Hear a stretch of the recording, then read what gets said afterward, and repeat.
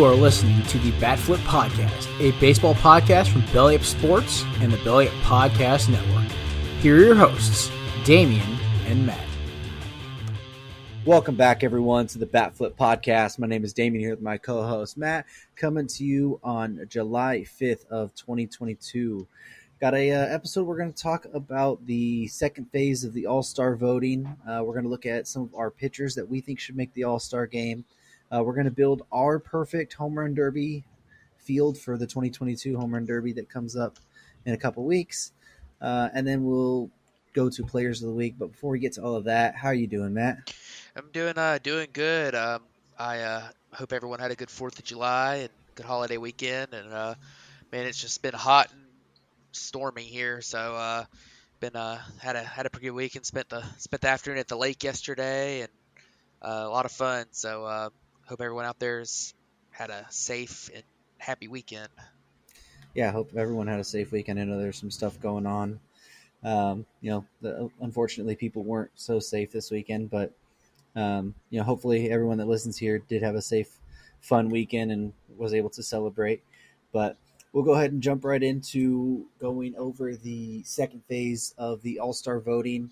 So it's new this year. They've got down now to the finalists at each position. Now you get to vote out of those two for each of those, and then the outfield for three. But the top vote getters from the AL were Aaron Judge, and the NL was Ronald Acuna Jr., so they automatically have a starting spot in the All-Star game.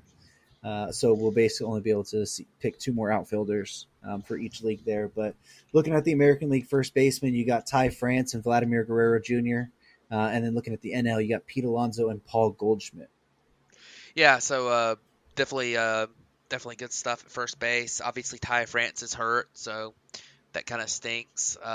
So if he wins, he won't be playing most likely. I think he's supposed to come back pretty soon, but either way. And then the NL, I think Paul Goldschmidt is kind of front runner for MVP right now. So he's been so good. He obviously will be the starter if the fans don't screw it up, which they probably will. So yeah, there's some questionable voting choices throughout this so far, but I feel like they really did get at least the NL first baseman right. The AL first baseman seems like Vlad is not that bad of a choice, especially even though the average looks down, the year is still pretty solid.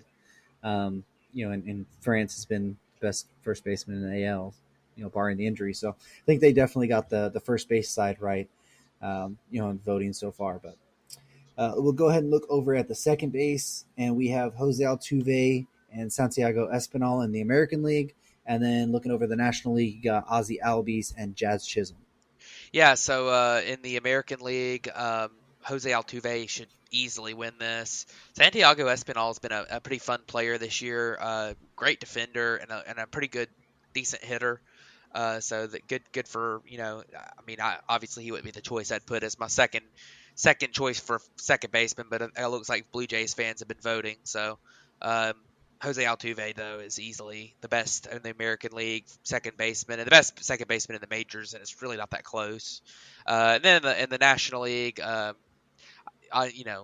Braves fans have been voting too, so that's why Ozzie Albies is there because he's hurt. He's been hurt for a long time, and before he was hurt, he's just okay this year. He had a slow start. So Jazz Chisholm, of course, is also on the IL. So I don't know what would happen at second base, but Jazz Chisholm, would probably be the choice here. I think Tommy Edman probably would have, if they had given him second base, would have been the easy choice at second base. But MLB decided not to put the players in their positions on here, so I don't know why they did that. But there you go. They seem to manipulate the ballot so they can get some other guys on here. Yeah. Because I think they ended up having like Nolan Gorman at second or something. But yeah, Altuve should easily win in the American League. You mentioned in the National League, I guess it would be Jazz should win it. Maybe he'll be back by then. I don't know, and if they'll let him play. But yeah, I don't know what they would do as far as if they're both out for the game. Does one of the reserves automatically just become the starter, or is it up to Brian Snitker at that moment? So it'll be interesting to see if that is the case, but hopefully it's not. Yep. But we'll go ahead and look over at third base, where this one might be the toughest call in any of them so far, and that is with Rafael Devers and Jose Ramirez in the American League, and then Nolan Arenado and Manny Machado in the National League. Yeah, so when I look at the All Star game, I think that your first thing you look at is the stats so far on the season, your counting stats, because obviously you're looking at results instead of predictive. But when guys are pretty much tied, I do like to look at some of the predictive stuff to see who's actually been playing better and who's is more sustainable and whatever, just as a tiebreaker. And I think in the American League, Jose Ramirez's season so far, although Rafael Devers is great, and he's gonna sustain having a fantastic season because he's a great player. But Jose Ramirez is a little bit more sustainable, and I think although Rafael Devers has made huge improvements defensively and base running wise, Jose Ramirez is a little bit better on both aspects there. So I would go with Jose Ramirez, and then at third base in the National League, I mean, those guys are real similar, but I think you got to go with Manny Machado. He's been a little bit better at the plate, and he's a little bit better in the field. Although obviously Arenado is a fantastic defensive player, but so far this year, go with Manny Machado there. Yeah, and see, I think on the American League, I actually lean Rafi Devers over Jose Ramirez. I just think he's had the better season overall. I mean, Ramirez has more RBIs, but his OPS is slightly lower average. Rafi has more homers, and Rafi has made a big step in the defensive side.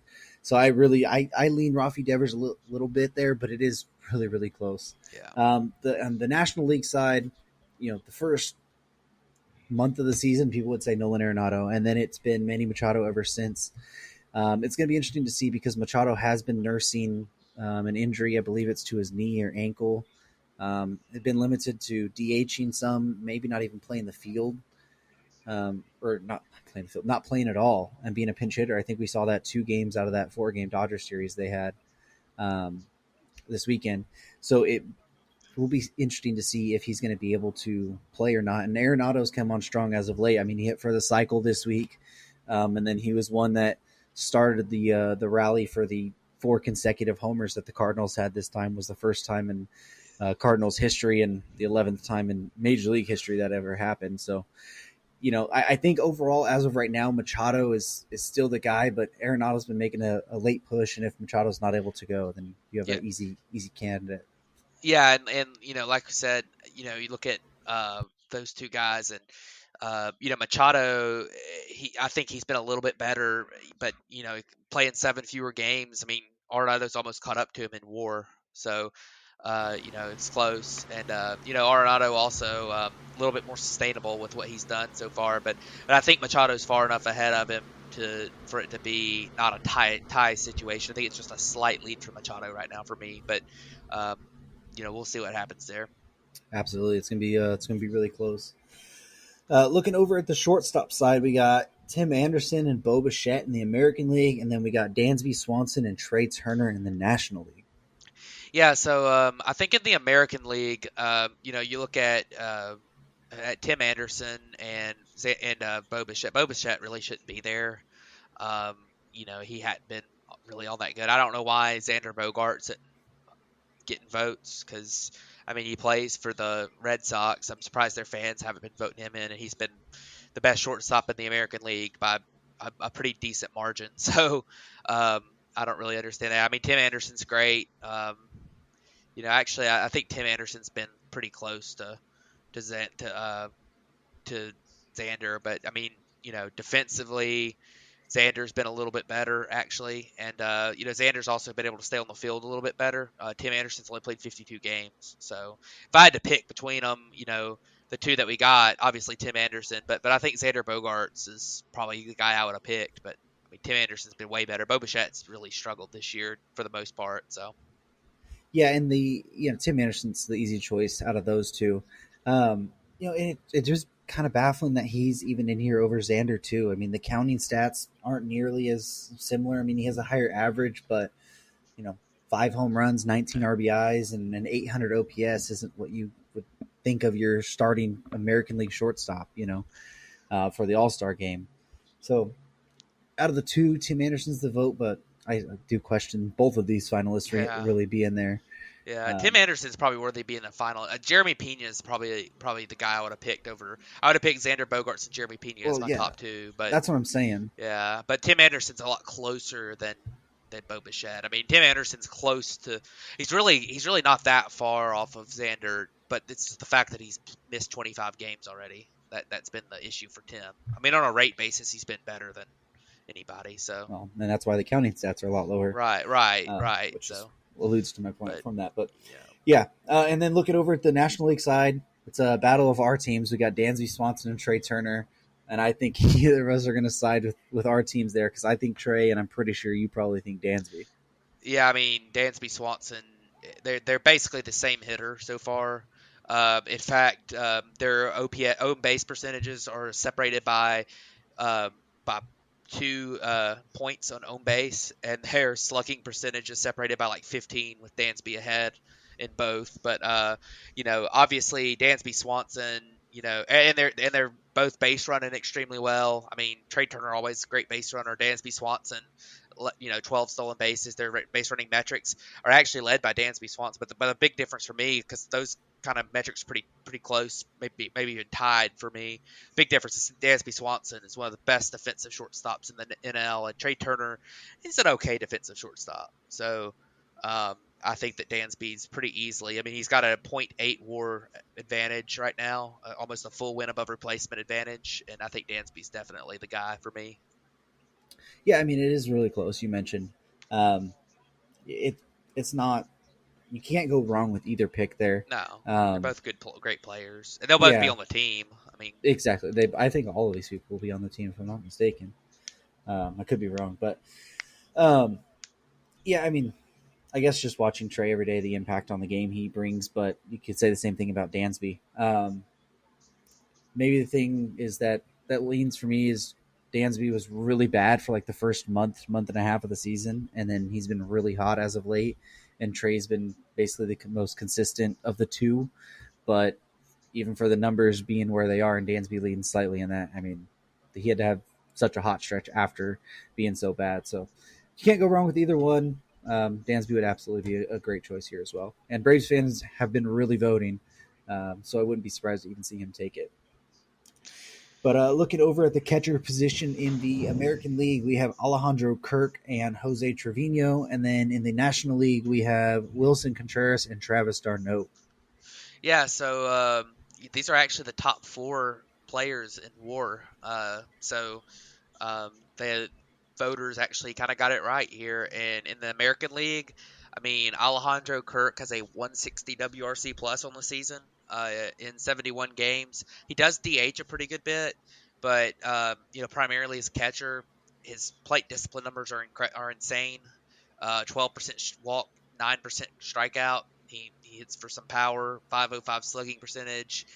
He's been incredible, and Jose Trevino is a great story, and he's been great this year. He's been one of the best defensive catchers in the big leagues, and his bat's caught up a little bit. His bat's been pretty decent, actually above average for big league average, and way above average for catchers. But I got to go with Kirk, and then in the National League, I think you got to go with Wilson Contreras right now. He's been incredible at the plate. His defense is really, really bad. Maybe not Salvador Perez bad, but it's bad. But I think that the advantage of him playing every day is a big deal, because Travis d'Arnaud's only played 55 games just because the Braves rest him a lot. He's a veteran catcher. He's up in his 30s, so that they rest him a pretty good bit. Although on a rate basis, Travis d'Arnaud's been better. But I would go with Kirk and Contreras right now if I was picking. Yeah, I watch a lot of the Blue Jay games just because they're a fun team to watch, and every time I'm watching a game, Alejandro Kirk just seems to find some way to impact the game each and every time. It's been really remarkable watching the turnaround he's had to become an actual major league level player this year. So he's the easy choice for the American League. Trevino's a good story, like you mentioned, but I don't think that he's anywhere near the level of what Kirk has put up so far this year.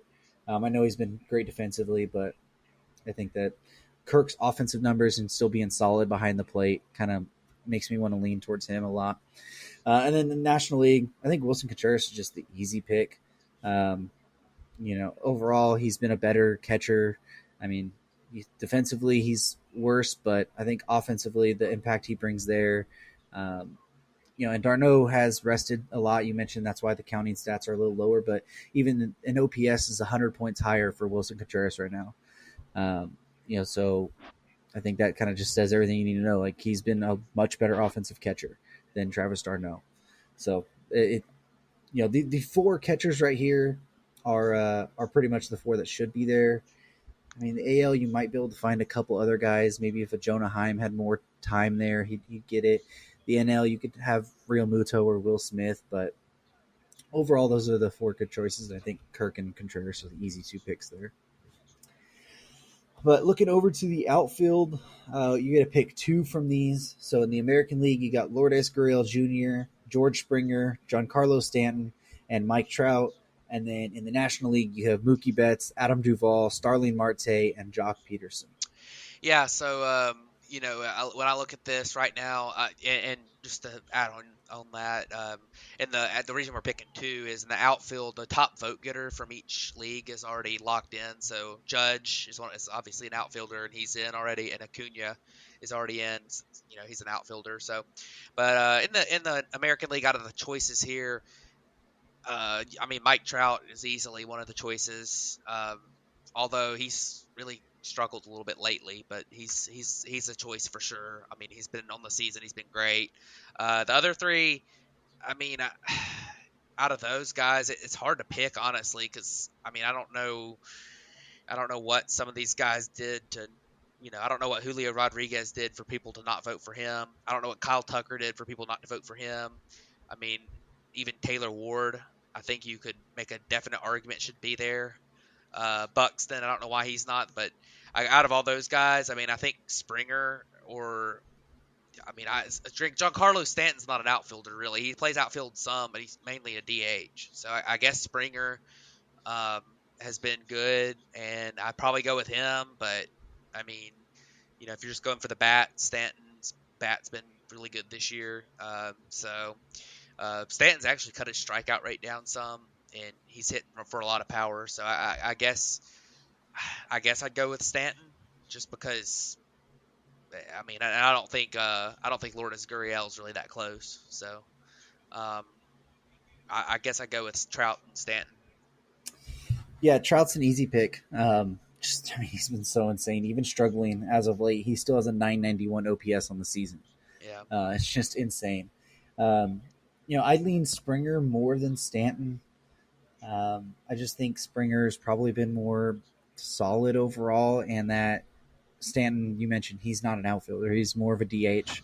But they manipulated the ballot again to get them in other places, to get some people in other places. So I lean Springer there. I mean, it is close, but I think just the fact that Springer is actually an outfielder full time is what leads me to go Springer over Stanton in this scenario. Although I do think Stanton should probably be there in some capacity. Yeah, at least this one's going to be probably a bench bat, but yeah. I think he should be there.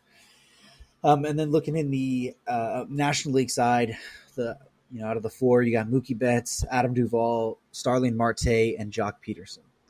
Yeah, and I mean, same thing here, kind of, I don't understand some of these guys. I think Mookie Betts, if he's healthy, I mean, he would be one of the guys I'd vote for because, but I don't know if he'll play because of his injury he's dealt with. I know he came back, but, he might want that little extra rest since he just came off the IL. But, I mean, Adam Duvall is just on here because Braves fans are voting well. I mean, he hadn't been good at all this year. And then Starling Marte has been decent, but he's kind of been more of he's just been decent. So, I mean, I would go with, out of these guys, I mean, Jock Peterson's an atrocious defensive player, but I would go with Jock Peterson. He's been really good at the plate. He's hit 17 home runs, has a 155 WRC plus. I would go with Jock Peterson for sure, and then obviously I would vote for Mookie Betts out of these guys, even though I don't know if he's actually going to play or not. So, Yeah, I think Mookie is obviously the easy choice. He was the leading vote getter for a lot of the time in the National League overall. And Acuna took that. I think it was like the last day or two he took it. I think he ended up winning by like 20,000 votes or something. But only reason I think, I mean, Mookie did come back, but I also think because it's in Los Angeles, he might play at least an inning, start the game. Yeah. And then, strictly for storyline reasons, Jock Peterson starting the All-Star game in Los Angeles in a Giants uniform would be hilarious, to say the least. But, Marte's had a really good season. For a Yeah. Starling Marte type season, I mean, he doesn't have the power numbers that the other guys have, but, I mean, look, he has a 285 average, 9 homers, 39 RBIs, and almost an 800 OPS. Like, that's a really good season for a Starling Marte type player. If you're talking strict compared to Peterson, probably better defense.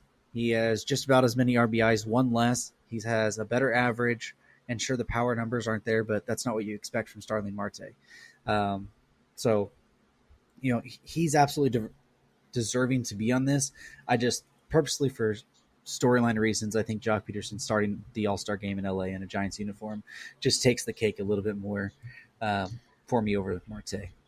Yeah, really the only difference, I mean, between the two has been Starling Marte's also been horrible defensively. The only difference is Starling Marte's a good base runner and Jock Peterson's a bad base runner. So they're real similar players so far. And Jock Peterson's been much better at the plate, but that's why he gets the edge for me. But I think Starling's been really good. So especially he impacts the game in a few different ways that Jock Peterson doesn't. But Absolutely. And then we'll move on to our designated hitters, which will end up the ballot. In the AL, you have Jordan Alvarez and Shohei Ohtani. And then the NL, you have William Contreras and Bryce Harper.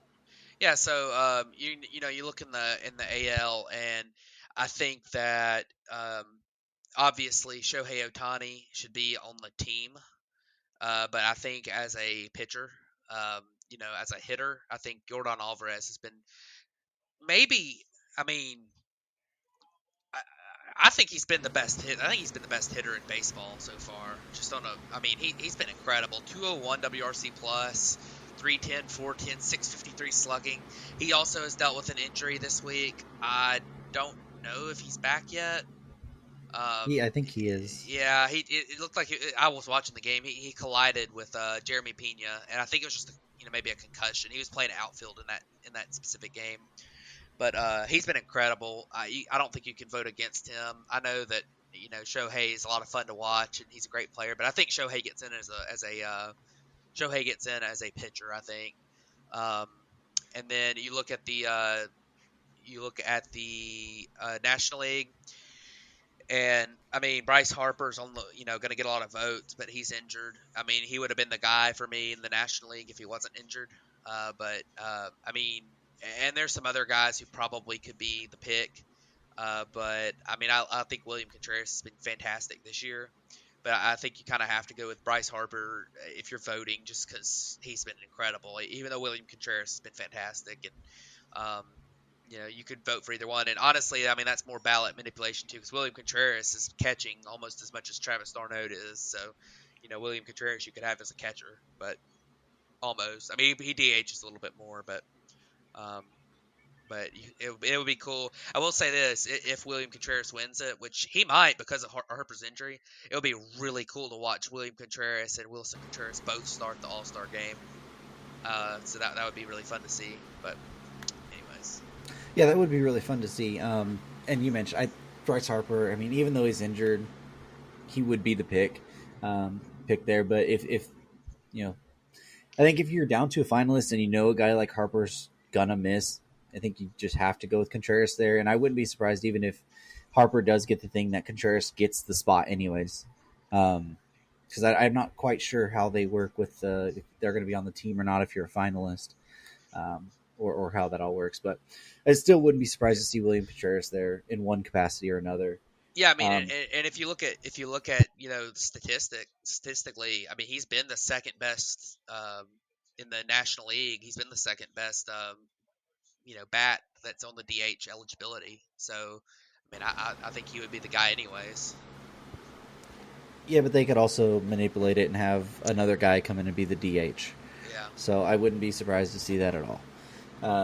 And then looking over at the American League, Shohei should be there. You mentioned as a pitcher, um, in there, even if he was on the bench as a hitter technically. I mean, you make him as a pitcher, he could still hit. But Jordan has been absolutely incredible. Um, you mentioned that he could be the best hitter in baseball. I think that's a very valid statement. He could be. I mean, he's definitely inside the top 5 overall hitter in baseball. Um, and you can make an argument that this year maybe Goldschmidt, but it's close. I mean, Trout's still shown the ability, but the average is down. But Trout's striking out like over the 30% of the strikeouts time. don't even matter to me anymore. Just Mike Trout's the level of player. But he's Like good. I still Yeah, think, I mean he's still great. yeah. So, anyways, that's the All Star Game Phase 2 voting that will kick off today, the 5th, through July 8th. For the starters, and then I believe we looked it up, and that the team will be announced. The full team will be announced. Did you say the 10th? July Uh, 10th was that? believe it's Sunday. This Yeah, so Sunday. July 10th at 5:30 Eastern time. So it lines up kind of with like Sunday Night Baseball is when the full team will be announced at that point. But we wanted to look at some pitchers because pitchers aren't really a thing that get voted on. It's usually just through executives and players of the league. But we each picked 5 starters and 3 relievers from each league. So if you want to go ahead and say your American League starters. Yeah, so in the American League, I went with I think I think it's a pretty good group here. I've got starting the game. I don't know. I didn't say to when we were talking about it. I didn't say to do who we picked starting the game, but I'll go ahead and say it. Starting the game, I'd go with Shane McClanahan. I think he's been the best pitcher in the American League so far. Dude's been out of control good. Um, and just that at his age, lefty throwing 100 and controlling it as well as he has. I mean, his peripherals back up what he's done, and he's got a 174 ERA on the season. He's been incredible. My other guys, Martin Perez, I went with him. He's been great. The Rangers need a representative, and I don't know if they'll get any hitters in the game. So Martin Perez, 234 ERA on the season. Justin Verlander, I think 203 ERA, 90 in 97 innings so far. The bounce back year, he's a great story. And anytime Justin Verlander's having this kind of season, you just kind of have to put him in there because he's just, he's a legend of the game. He's a future Hall of Famer. I mean, and he's been great this year. Kevin Gossman, actually by WAR, he still leads the American League in pitching WAR. 168 FIP. He hasn't given up many home runs this year. Given a very high amount of on balls in play. 372 BABIP against him. It's insanely high, but he actually might. I don't know if he'll be healthy for it, but if I was picking right now, I'd go with him. 286 ERA on the season, way higher than his peripherals, but still that's a great number and 90-ish innings so far. And the other starter I went with was Frankie Montas because I don't know if he'll be healthy either, but because of what he was pulled out of the game early the other day with his velocity was way down. They said that he was having some shoulder issues, but the A's need somebody in the game, and Frankie Montas has been really really good. So I think there's some guys that might be a little more deserving, but he'll get in because of if he's healthy because of needing a representative. So those 5 guys, and then the relievers. I mean, Clay Holmes, you have to put him in there. He's got an 0.49 ERA. He stepped into the closer role for the Yankees with 15 saves. He's been really good. Um, Emmanuel Clase, I think you got to have him in there. He's been extremely good for Cleveland, who's had a good year so far. He's got a 131 ERA, 34 innings, really good. And then another guy I went with because they need a representative is Jorge Lopez from the Orioles. Jorge Lopez is having a really good year. So he's not quite as good as a couple of these guys, but he's a guy you got to have somebody. He's got a 188 ERA on the season, His peripherals aren't quite as good, but he gets a lot of ground balls, and he's having a really solid season. So I went with him too. Yeah, you can't go wrong with any of those guys. We just a little bit different for my starters, and only one different reliever for me. I did pick Gossman and McClanahan, Verlander. McClanahan should be the guy to start the game. The last two I went with for starting pitchers were Nestor Cortez Jr. I just think the start to the season he had and the overall numbers, even though the FIP is still a little higher than, a 2.44 ERA, but a 3.36 FIP. 85 innings still. For a guy who nobody expected to be, I think that people were questioning him even in the rotation, and him to have this type of season, I think he has to be in there. And then Alek Manoah, I feel like a guy who's really taken a next step to be, one of the upper echelon pitchers so far this year. He has a 2.33 ERA. The FIP is 3.32 as well, but 100 innings. He's pitched more than McClanahan, more than Gossman. More. I think Framber Valdez has an inning, and Robbie Ray has 3 more innings than him. But I think he's third in the American League in innings pitched so far, and a guy who we've seen take a dramatic step forward. So I think Alek Manoah should be in the game. And then my bullpen arms, you mentioned Clay Holmes, you mentioned Emmanuel Clase. And then for my last reliever, I went with Dennis Santana from the Texas Rangers. You mentioned the Rangers need a representative. I went with Santana. He's pitched a lot of high leverage situations for them. He was a guy who had really struggled in his career to find a home.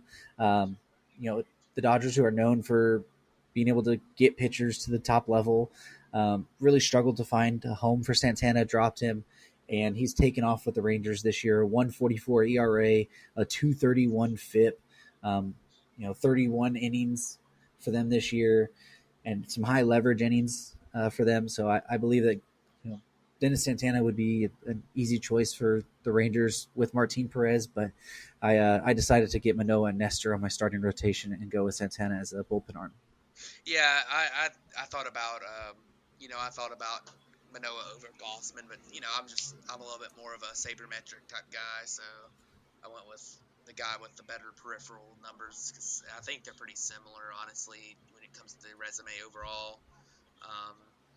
And then with Santana could definitely be the guy. He's been really good. It's hard to pick relievers, honestly, because there's a lot of really good ones that are really close together. So, and there's more than 3 on the team. So I bet both of those guys get on the team. So. Yeah, and then so who do you have for your National League pitching? So in the NL, I have starting the game. I think right now Alcantara, especially after what he did tonight. Pitching 8 shutout innings again, but he's pitching at a ridiculous pace innings wise for this day and age. I honestly I'd like to see him strike out a few more guys, just in general, like to keep up the pace he's at.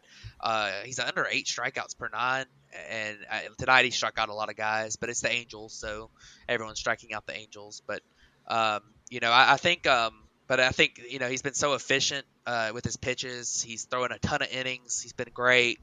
I think he will be the guy to start the game. Sub 2 ERA, and with the amount of innings he's pitched, you can't go wrong with that. Other than him, I've got Max Fried. I think Max Fried is the best he's looked in his career so far. He's been fantastic. He is second in the league in WAR. His peripherals are extremely good. He's been great. Zach Wheeler. He had a rough maybe first week or 2 of the season, and then ever since then he's been incredible. 2.66 ERA, which is actually the same ERA that Max Fried has. He has only pitched in 88 innings. He missed 1 start early in the season, but he's been really, really good. And then I've got Joe Musgrove. He's been great. A 2.25 ERA, 92 innings. His peripherals maybe not quite as good as those other guys, but they're still really good. He's been great. And then I went with Corbin Burns. There's a lot of other candidates here that I could have picked. I was kind of down between him and Carlos Rodon, but Corbin Burns, I think he deserves it just because he's the defending Cy Young winner, and he's had a great season so far. 2.36 ERA. It's hard to it's hard to go wrong with that. Even though I think Rodon's probably been a little bit better, with when you look at all the metrics and stuff. But Corbin Burns, one of the big knocks on Corbin Burns last year too was the lack of innings pitched, and he's up to 99 already this year. He's doing, he's on pace for being close to 200 by the end of the season, which he's never done before. So I definitely like what he's done so far as well. And then reliever wise, Hader. I mean, I don't know how you couldn't say Hader. And then he's been the best. And then I got Edwin Diaz. He's been great for the Mets. He's had 1.16 xFIP.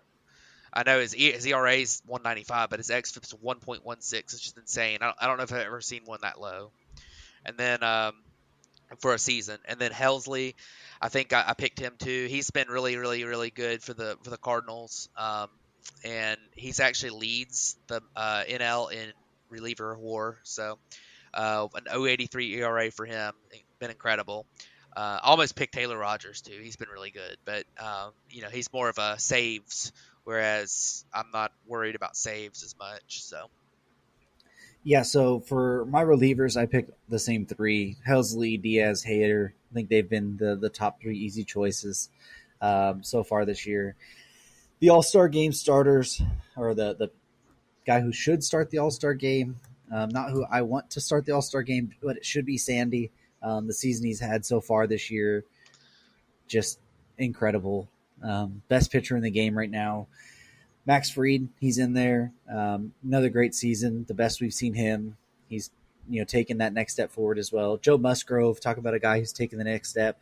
He showed it last year, and he's backing it up even more this year. Really deserves to be there as well.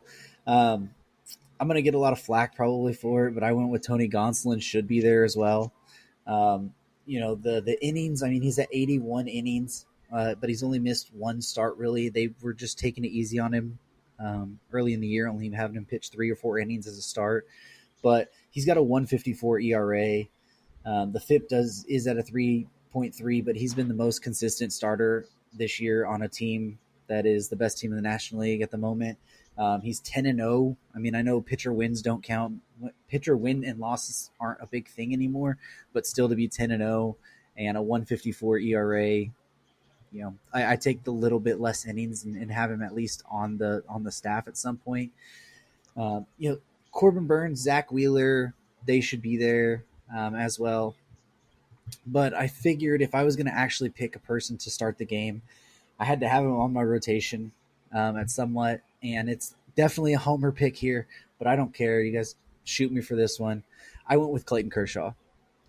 He has a 2.57 ERA. Yes, a lot of innings missed. He's only at 56 and only 10 starts, but a 2.86 ERA. This is the level of Kershaw we are seeing right now is just it is worse than what his prime Kershaw was, but not by a lot. He's still a top echelon pitcher. And a thing that I didn't really notice until today is Clayton Kershaw has never started an All-Star game.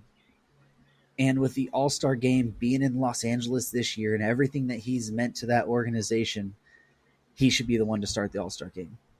I know he doesn't have the numbers to back it up, and people would get, all worked up about it, but I just think he should be the one to do it. And even though he does have the less starts and the less innings, the version of him we're seeing still should be an All-Star. And, I think if he's in consideration at all for the staff, he should be the one to start the game, even though the numbers don't quite back it up all the way. Got no comment. I mean, hey, everyone can let me have it. I don't think he'll be on the team, so I think he'll be on the team in some sort of manner, because he'll be at the game, and but no, I don't know. I mean, Dave Roberts on the staff, he gets to pick one person to come in. He's absolutely making sure Kershaw's there as an All-Star. All right. I mean, he's already said it. He has. He said that Kershaw would be on the team as some sort of a thing. And he's already pushed for him to make the start in general. Like, I know it's Snickers' call, but I just saying, I think, at least to me, as a homer pick, for sure. I know. Everyone's going to – I always complain about people being homer on their shows. This is my homer moment. I'm sorry. I try to stray away from it some, but this is it. I think Kershaw should start the game, All-Star game. Yeah, if Snicker doesn't go with who's deserving, he'll go with Max Fried. I mean, all right, well, that's the end of this episode, guys. No, but I mean, we'll see. So now we wanted to go over and just look at who our perfect home run derby field would be for 2022. We're going to pick 4 from the AL, 4 from the NL. Not who should be in there, not anything, just who we would have the most fun watching in the All-Star game the All-Star game, the home run derby this year. So we'll go ahead and start with your American League side. Yeah, and I don't know if I'll catch flack for having two players on the same team here, but I shouldn't. When I look at the All-Star game or I look at the home run derby, I'm looking at guys who hit a lot of home runs in the season. So I'm not looking at not just guys who have good exit velocity on one home run or something. I mean, I remember when Cameron Maben hit a home run like 490 feet. I don't think he ever deserved to be in the home run derby. But I look at I'm looking at for the American League. My first one, Aaron Judge. He leads the majors in homers. He's got the just extreme home run profile. He hits tons of home runs. He hits the ball extremely hard. He hits the ball extremely far. He's not just a good home run hitter. When he hits them, they're crazy long home runs. So, I think he's definitely a guy I'd have there. I think that, Shohei Ohtani, I think that he ought to be there. He's a lot of fun to watch. He is, he's top 5. He's I think third in the league in barrel rate in the American League. And he's just fun to watch hit home runs because he pitches and hits. I don't know if he'll do the Derby because of the workload, but he should be there. I think I really want to see Giancarlo Stanton there again. His exit velocities haven't gone down any. He's still the most entertaining guy to watch hit home runs. He's so he always has been the most entertaining Derby type guy out there. I don't think he should be any different from other years where he's been there. And then I think that the last one I've gone back and forth a little bit. You could make an argument for Trout. You could make an argument for Buxton. There's some other guys that are down the list a little bit, but I think Yordan Alvarez should be there.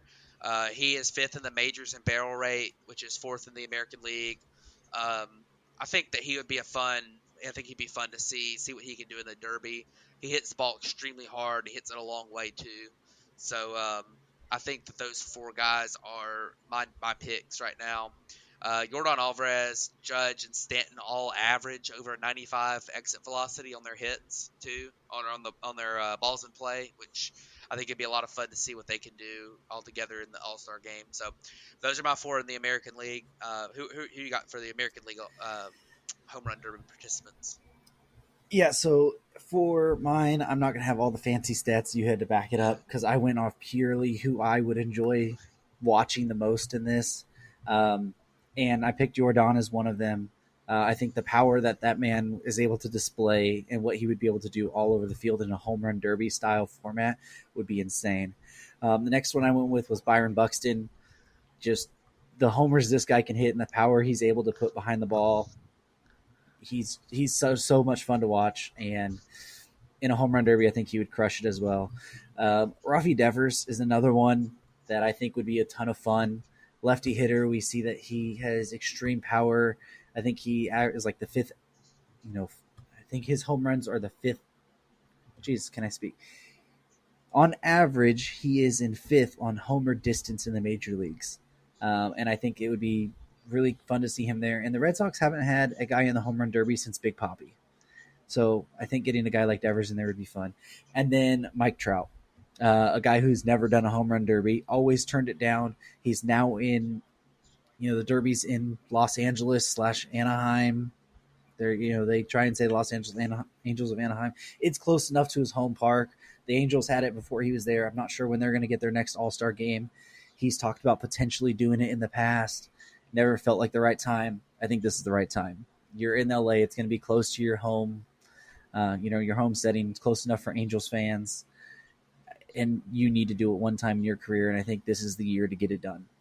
So that's my four: Jordan, Byron Buxton, Mike Trout, and Rafi Devers.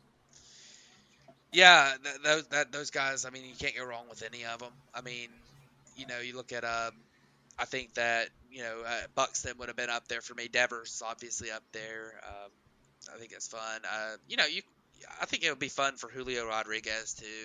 I didn't pick Yeah, him, but he would be fun to see just because he's a rookie. him, him and Luis Robert were two that Yeah, I was also considering on this. yeah, but yeah, and then with Trout too, just the amount of injuries he's dealt with, I just don't know if he's never done it before.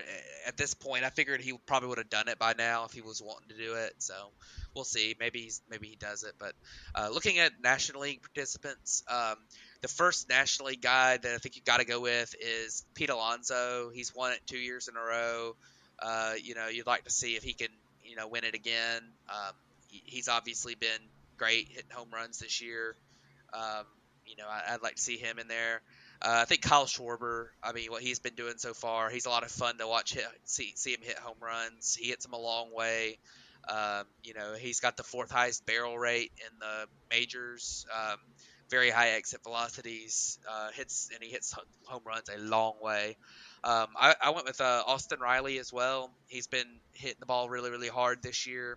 He's had a few times that he's kind of gone through a weak spell for a couple weeks where some of his numbers have gone down. But he hits the ball extremely hard. He's hit some of the longer home runs in the big leagues this year. And then, I kind of felt like you needed to have a hometown participant for the game being at Dodger Stadium, because while I don't think this guy really should be a home run derby participant, I felt like he's probably the best home run hitter on his team. And I went with Mookie Betts. I don't know. I don't really think he'd be the best home run derby participant, but it's always more fun when there's a hometown. It seems like they always have a hometown guy in it, and it's more fun when there's a hometown guy. So, you got, last year or a couple years ago, I remember when Todd Frazier had that great home run derby. Bryce Harper, I think, won it in D.C. That was it's a lot of fun to watch those moments with the home run. I remember Carlos Santana was in it when it was in Cleveland. I think that I think Mookie Betts is probably the guy, but I mean I guess you could make an argument for Bellinger because he's still got a lot of power even though he's really struggled at the plate. And maybe maybe a Freddie Freeman or something. He's been in it before, but I think Mookie Betts is probably the other one. Yeah, for my NL, I went with Jazz Chisholm as my first guy. None of my players have ever been in the home run derby. I know Jazz is hurt, but I think just the electricity he brings and like what he would bring to a home run derby from the electricity standpoint would be super fun to watch. And I would like to be able to watch the show that he would put on. CJ Crone is another one, a guy who has been hitting for a lot more power recently. He hit one yesterday in Dodger Stadium that looked like it was a pop-up, and it was like 13 rows deep in the right field pavilion for the opposite field. I feel like he'd be pretty fun to watch there, and in the NL West where we've seen him consistently hit a lot of homers, even away from Coors Field would be a lot of fun. Christian Walker is another one I went with. His average doesn't look great, but he is a tremendous power hitter. He's right up there in most homers this year in the league, and he always seems to, be a big time power hitter for them. Even though the stats aren't, the counting stats aren't there, but for home run power and what I think he'd be able to do in a derby, I went with him. And then you mentioned the home run pick or the homer pick. Could have went with Freddie. Could have went with Bellinger. We've seen them both in it before. Could have went with a guy like Will Smith even, I think. I think LA, would really like Will Smith in it as well. But I went with Mookie as well. He's always turned it down in the past. He's been very against it before, saying that he'll never do it. Could you imagine him against a guy like Aaron Judge?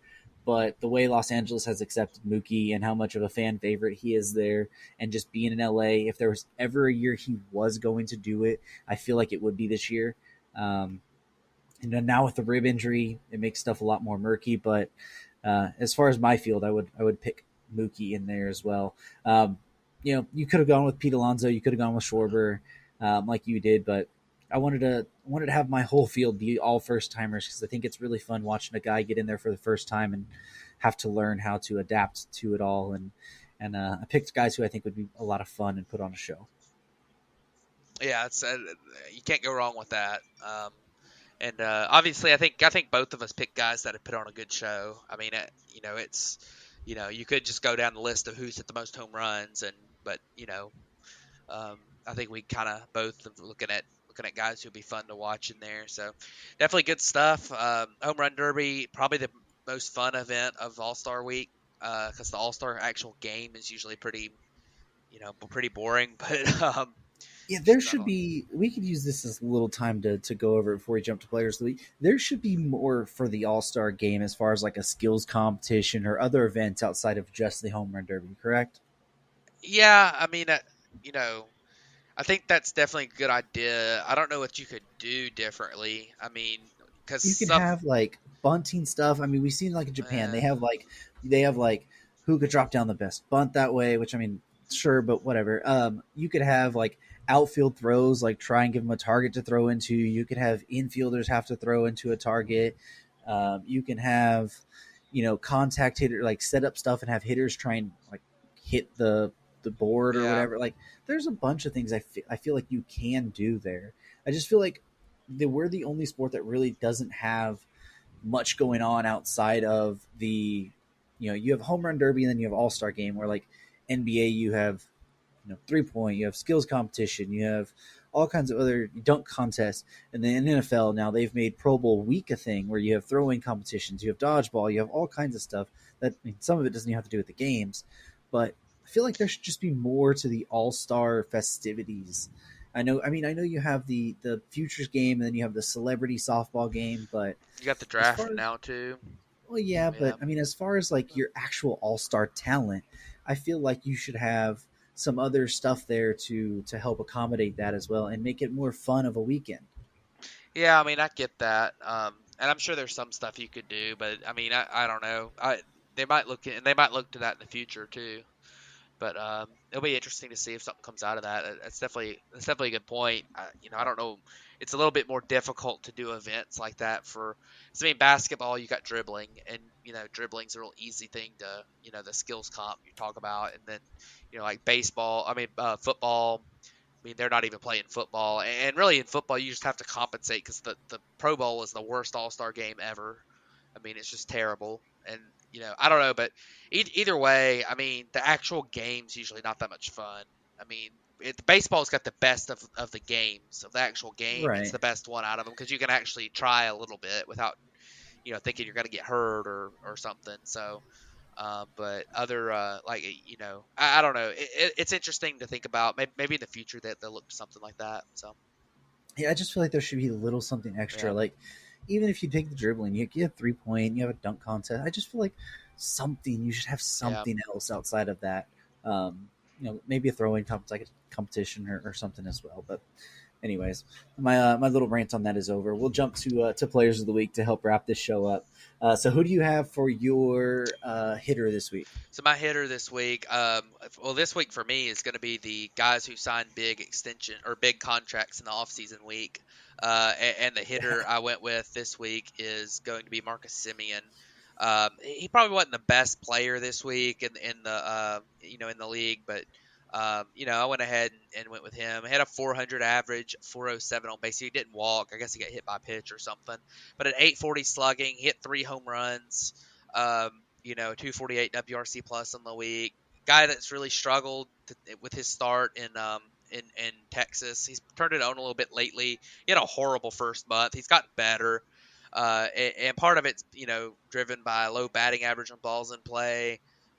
Part of it's just he hasn't walked as much this year, and it's just been a few things off with him. But he's definitely starting to get it going, and he'll end up with a really good season. And at the end, when you look back at the season, I think he'll end up with 3 or 4 wins above replacement. But definitely a guy that I think he deserved a little bit of a shout because he struggled and he kind of turned it around and had a really good week. So I went ahead and picked Marcus Simeon for my hitter. So who'd you go with? Yeah, for mine, I'm going to talk about yours real quick as well. For mine, I went with Reese Hoskins from the Philadelphia Phillies. He's a guy who usually the stats at the end of the season are pretty consistent with what you get. You can usually know each year you're going to get close to 30 homers with him, close to 100 RBIs with him. You'll get probably a 240, 250-ish average. Not great defense at all, like very bad defense, but offensively, you know what you're going to get. And this week, he had a 421 average, a 318 WRC plus, 4 homers. I just feel like after losing Bryce Harper last week, the Phillies really needed somebody to step up and help carry right now. You've seen Schwarber do that a little bit, but you really haven't got the production out of Castellanos yet. Real Muto struggled, and Reese really needed to be the guy to step up here, and he had a really good week.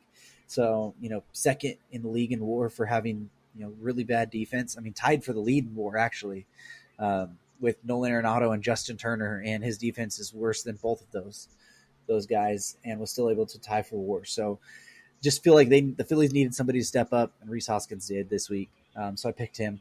And you mentioned Semien, the week he's had, it's really started to be that bounce back for him. Like, if you had went to Baseball Savant's page like a month ago, his entire page was like deep blue, which for the people that don't know, that's really, really bad.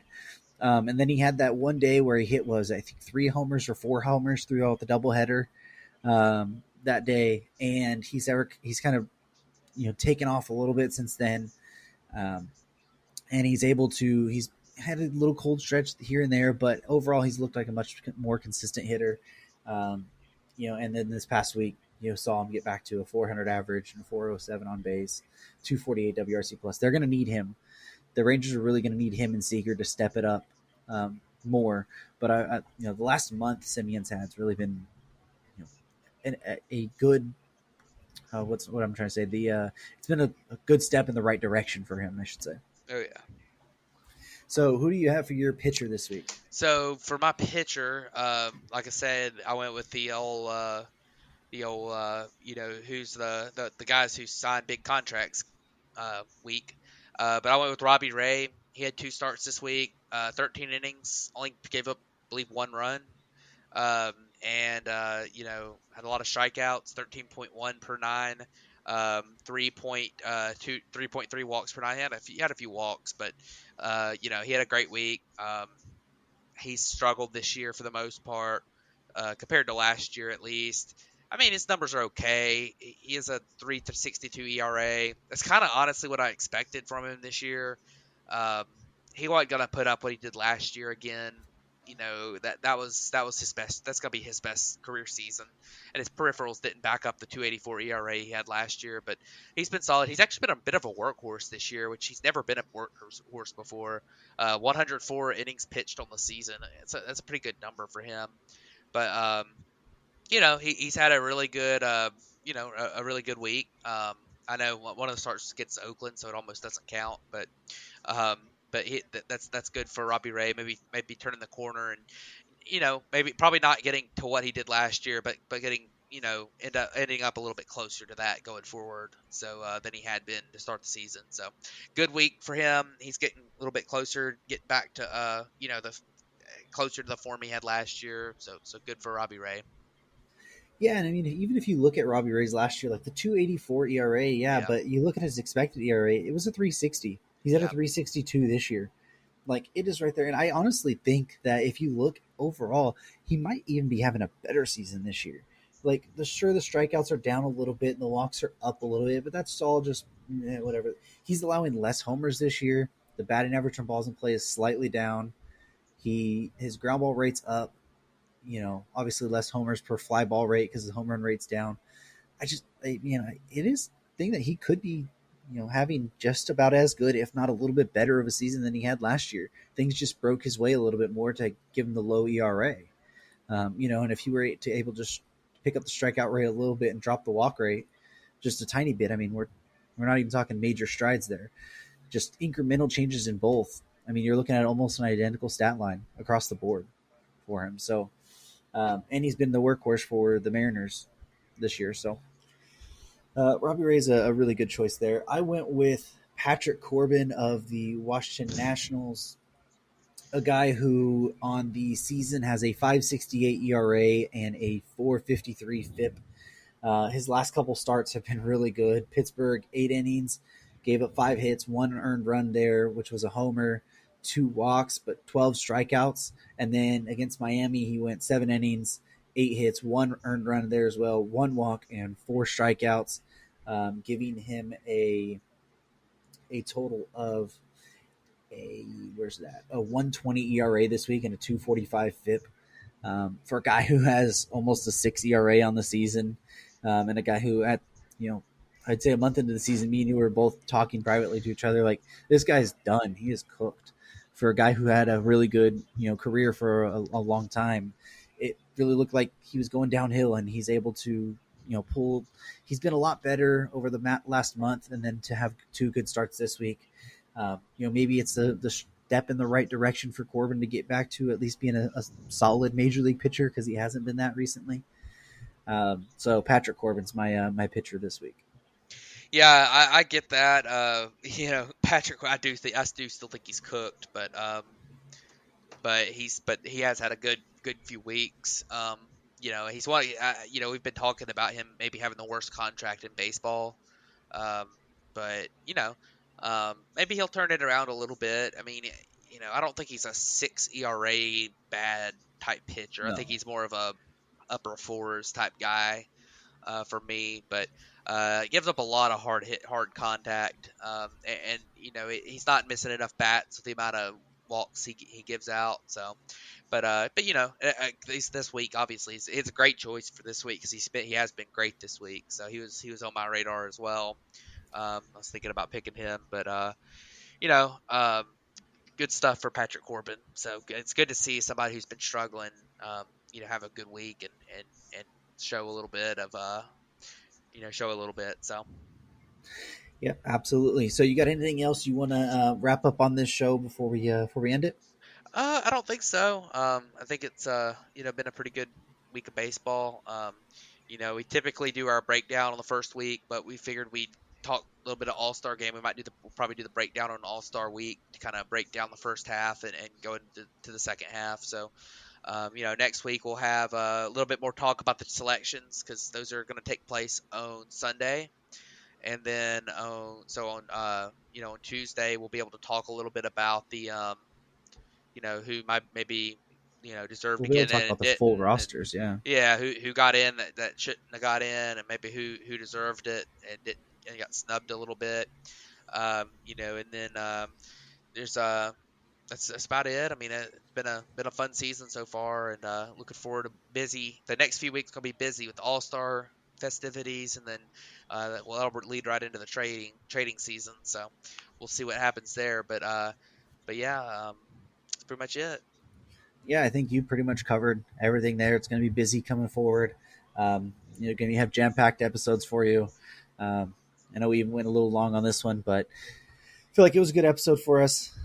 Going up to the All-Star selection this weekend, feel like we wanted to get there, and we're going to start seeing home run derby names trickle in over the next week or so, because most people usually wait to see if they make the team before announcing that they'll be in it or not. But we'll talk about the actual selections, then we'll talk second half first half, then getting into the second half, then trade deadline, and then the actual trade deadline is less than a month away already. So it's gonna be fun next little month for us. But glad you guys are sticking with us. So thanks, guys, for listening to this episode of the Batfoot Podcast, and we'll catch you guys next week.